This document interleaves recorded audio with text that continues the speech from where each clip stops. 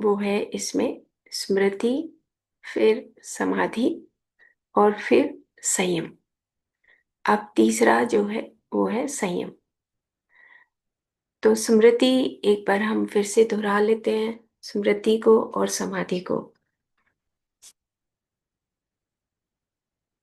तो हमने पढ़ा कि चित्त में आनंद होने पर सब भावों का उदय होता है। अब चित्त में आनंद को हमने पहचानना है कि किस प्रकार से हमें आनंद प्राप्त होता है। दिन भर में हम कौन कौन से ऐसे काम करते हैं जिससे चित्त में हमें आनंद, प्रसन्नता प्राप्त होती है। और जैसे ही हम चित्त में आनंद का भाव उत्पन्न होता है, वैसे ही सब भावों का उदय होने लगता है और वही स्मृति रहती है, वही स्मृति है। तो ऐसी ऐसी चीजों को हमें याद रखना है, वो ऑटोमेटिकली स्मृति बन जाती है। समाधि में साधक अपने पृथक अस्तित्व को त्याग कर विश्व व्यापकता के योग्य बनता है। अब समाधि, जब हम यम, नियम, आसन, प्राणायाम, प्रत्याहार, धारणा, ध्यान और समाधि, तो जो समाधि की अवस्था है वो है कि हम अपने पृथक अस्तित्व को त्याग देते हैं, कि अपना इंडिविजुअलिस्टिक जो नेचर है वो खत्म होने लगता है और हम विश्व व्यापक के योग्य बन जाते हैं। तो यहाँ पर हमने अपने इंडिविजुअल जो करेक्टरिस्टिक है वो हमारी यूनिवर्सल करेक्टरिस्टिक में चेंज हो जाती है। इसके उपरांत संयम व उससे ब्रह्म को प्रकाशित करने वाले प्रणव शब्द का अनुभव होता है। उसमें आत्मा का योग करने से भक्ति योग होता है और वही दिव्यत्व है। अब जैसे ही हमें चित्त में आनंद, स्मृति बनती है, समाधि की प्रैक्टिस करते हैं, उसके बाद जो थर्ड नंबर पे है वो संयम है और उससे ब्रह्म को प्रकाशित करने वाले प्रणव शब्द का अनुभव होता है। तो प्रणव शब्द क्या है कि जब मनुष्य अपनी सभी ज्ञानेंद्रियों को उन सब के केंद्र अर्थात सुषुम्ना द्वार, जो आंतरिक जगत का द्वार है, की ओर मोड़ता है। और बहुत ध्यान से सुनने वाली बात है कि जब मनुष्य अपनी सभी ज्ञानेंद्रियों को उन सबके केंद्र अर्थात सुषुम्ना द्वार, जो आंतरिक जगत का द्वार है, मतलब उसकी ओर मुड़ने लगे। अब एक है हमारी ईड़ा नाड़ी, एक है पिंगला नाड़ी और एक है हमारी सुषुम्ना। तो जैसे ही जो बाहर हमारी ज्ञानेंद्रियां बाहर के विषयों को ग्रहण करती हैं, उन सब विषयों से हटकर तब जब हम अंदर का दरवाजा खोलते हैं तो वो सुषुम्ना द्वार होता है।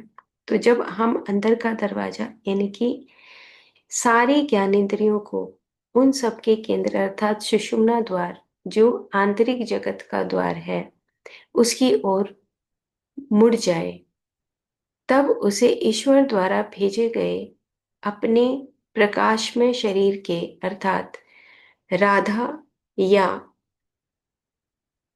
ज्ञान द बेपिस्ट के दर्शन होते हैं और वह एक विचित्र खटखटाने की ध्वनि या प्रणव शब्द या ईश्वर के शब्द को सुनता है।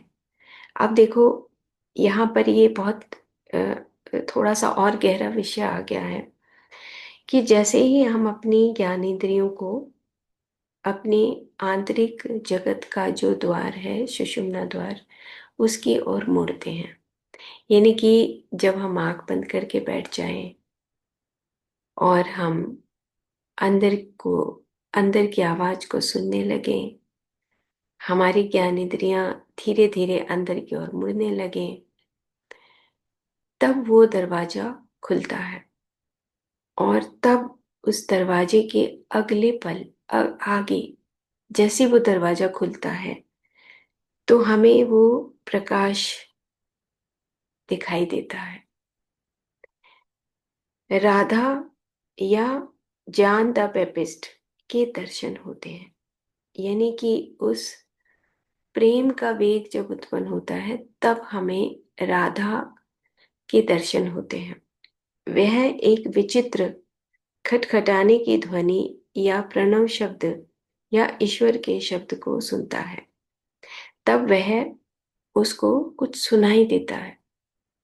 और जब उसी को आह्लादनी शक्ति बोलते हैं राधा जी, तो हमें एक आह्लाद उत्पन्न होता है, खुशी उत्पन्न होती है, हमें प्रकाश दिखाई देने लगता है। जैसे ही हम जब दरवाजा खोलते हैं, नॉर्मल अगर हम देखें सामान्य जगत में, अगर हम देखते हैं तो दरवाजा खुलता है तो हम आगे कुछ देखते हैं, और जैसे दरवाजा खुलता है तो हम अगले किसी एरिया में आगे चले जाते हैं। तो हम इसी प्रकार से जब हमारी ज्ञानेंद्रियां सब भीतर की तरफ जाने लगे तो सुषुम्ना द्वार खुलता है और खटखटाने की आवाज जो है वो प्रणव की ध्वनि बताई गई है कि वो सुनाई देने लगती है, सौ सौ की ध्वनि सुनती है।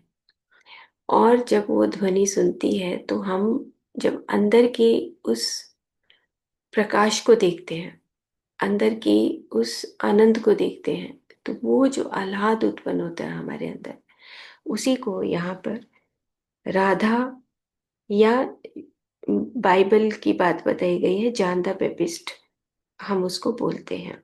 और प्रणव या ईश्वर का शब्द सुनाई देता है। बाइबल में यूहन्ना रचित सुसमाचार ईश्वर द्वारा भेजा गया एक मनुष्य था जिसका नाम था जॉन। वह साक्षी देने के लिए आया था कि वह प्रकाश के विषय में साक्षी दे, जिससे सब लोग उसके द्वारा विश्वास करें। मैं वीरानों में रुदन करने वाली की आवाज हूँ।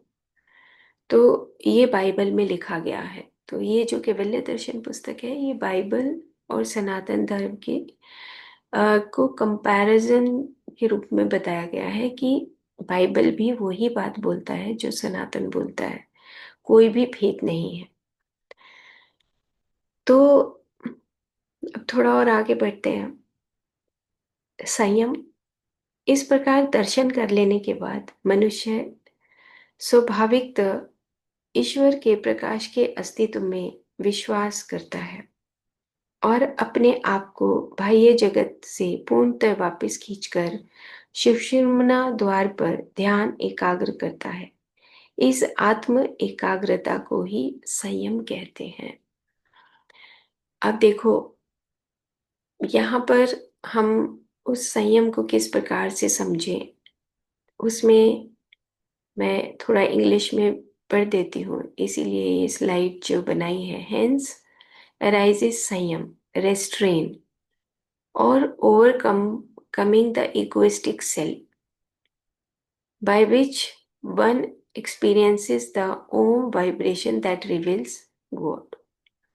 संयम क्या है? जब हम अपने इगोइस्टिक सेल्फ से बाहर आ जाएं, उससे निकलें।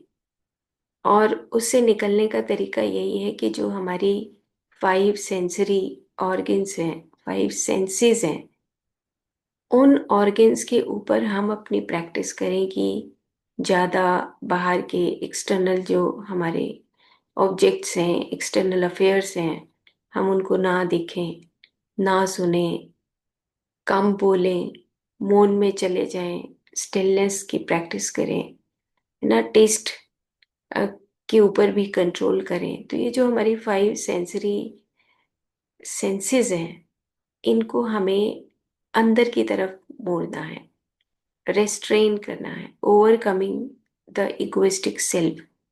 हमें उससे इगोइस्टिक सेल्फ से बाहर आना है। इगोइस्टिक सेल्फ होता है कि जहाँ पे हम मन के पूरे मन का महल बना लें और मन के अंदर ही रहने लगे।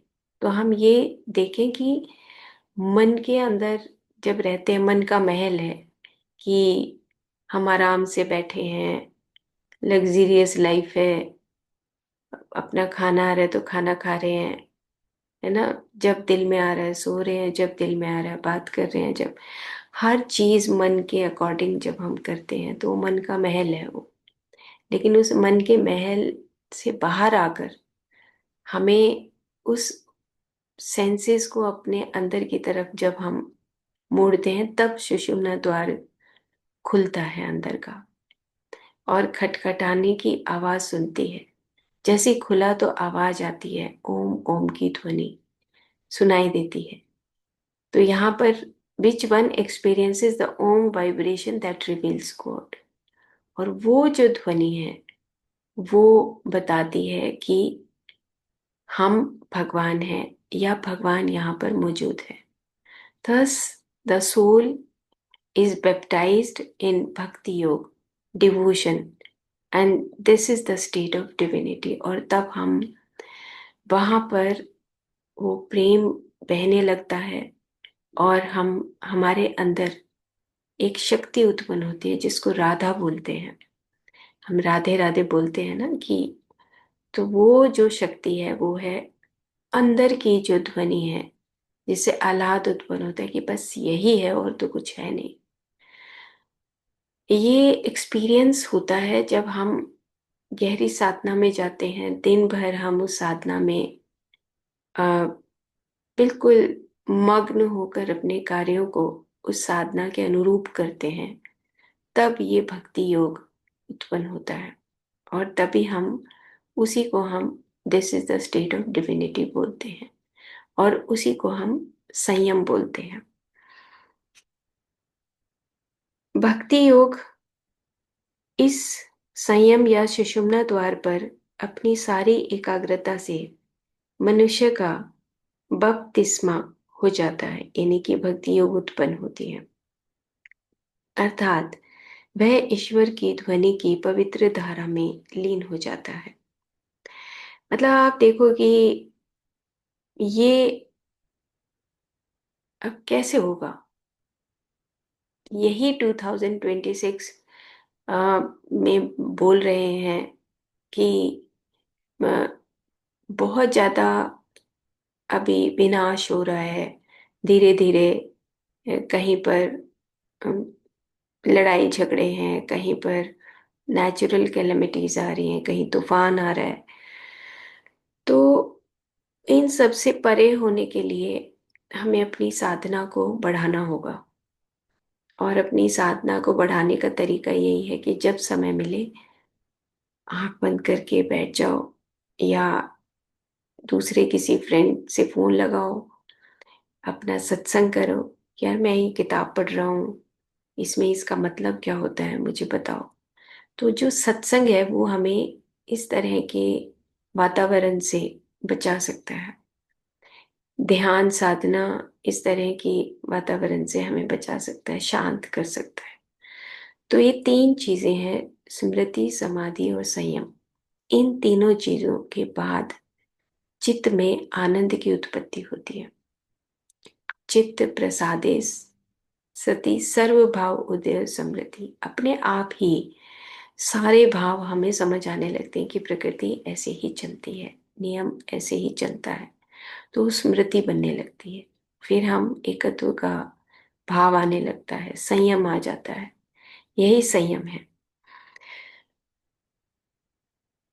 तो वो ये कहते हैं, इसी को भक्ति योग कहते हैं। इस अवस्था में मनुष्य पश्चाताप करता है, अर्थात माया की स्थूल भौतिक सृष्टि से वापस मुड़कर अपने ईश्वर तो या सनातन पिता की ओर उन्मुख होता है, और जहां से वह गिरा था और सुषुम्ना द्वार से प्रवेश करते हुए एक आंतरिक जगत भूवलोक में पहुंचता है।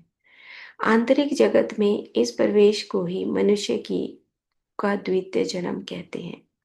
होता है ना, भूलोक और भुवलोक, ये भुवलोक की बात कर रहे हैं अभी। और इसी को हम द्वितीय जन्म बोलते हैं, और इस अवस्था में मनुष्य देवता बन जाता है। तो देखिए अब आप कि जो हमारे भूलोक है, भुवलोक है ना, भू भुव स्व स्वर लोक है ना, जनलोक है, तपलोक है, सत्यम लोक है। तो अभी तो भूलोक की बात आ रही है यहाँ पर। अभी सत्यम की बात नहीं आई है, वहां तक पहुंचने में बहुत टाइम लगता है। तो जब हम साधना करते हैं तो साधना करते करते हमारे ज्ञान इंद्रियों के जो विषय हैं वो छूटने लगते हैं, और सुषुम्ना द्वार का खटखटाहट सुनती है, वो खुलता है, और तब हम भुवलोक में प्रवेश करते हैं, हम देवता स्वरूप में आने लगते हैं। तो ये अब प्रैक्टिस करनी है। कल हम इसको एक बार फिर से रिपीट करेंगे ताकि हमारे ये मन में, तन में, हमारे ये रम जाए, ये तीनों हमारे जो सूत्र हैं। और इसको दोबारा से एक बार फिर से पढ़ेंगे। तो इसकी प्रैक्टिस करिए कि स्मृति, समाधि और संयम, कि हम किस प्रकार से अपने विषयों से हटें, है ना। और विषयों से हटकर जैसे ही हटेंगे, अंदर की तरफ वो सुषुम्ना द्वार खुलेगा, और जैसे ही वो दरवाजा जैसे खुलता है तो वहां पर खुलते ही एक साउंड सुनती है, ओम की ध्वनि, प्रणव की ध्वनि। और जैसे ही वो सुनाई देता है तो हमें अंदर से जो, हमारे भीतर से एक आह्लाद उत्पन्न होता है, उसी को राधा बोला गया है। तो वो आह्लादनी शक्ति क्या करती है कि जैसे आह्लाद वो चीज है। चलो कल करेंगे इसको, मुझे याद भी करा देना। मतलब बहुत गहरी बात है। विश्व रूप दर्शन होता है ना, जैसे भगवान कृष्ण जी ने जब मुंह खोला तो उसमें पूरा ब्रह्मांड दिखाई दिया अर्जुन को। तो ये वो आह्लादनी शक्ति है जहां पर हम उस विश्व रूप दर्शन करने लगे, हमें सब समझ आ जाए, तब संयम ऑटोमेटिकली उत्पन्न होता है। तो ये प्रैक्टिस अभी करेंगे हम।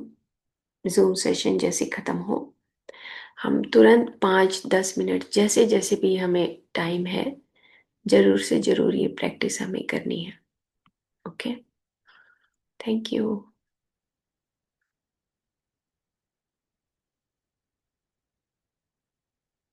Thank you ma'am.